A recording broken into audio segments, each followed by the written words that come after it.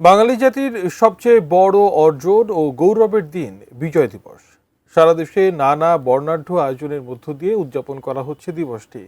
যাদের বীরত্ব ও জীবনের দামে এই বিজয় অর্জন, সেই বীর মুক্তিযোদ্ধাদের স্মরণ ও বীর শহীদদের প্রতি শ্রদ্ধা নিবেদন করছে জাতি।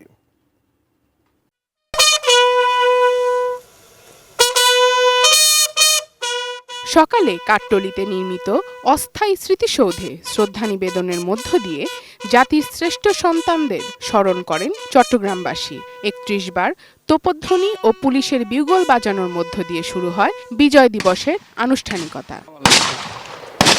রংপুর কেন্দ্রীয় শহীদ মিনারে ফুল দিয়ে মুক্তিযুদ্ধের বীর শহীদদের শ্রদ্ধা নিবেদন করা হয়। জেলা স্টেডিয়ামে কুচকাওয়াজ বীর মুক্তিযোদ্ধাদের সংবর্ধনা, শহীদদের স্মরণে দোয়া মাহফিল ও বিজয় মেলার আয়োজনে উদযাপিত হচ্ছে দিনটি। বিজলি কেবলসের স্কিন কোটেড ইনসুলেশন আগুন প্রতিরোধী। বিজলি কেবলস, নিরাপদ আজীবন।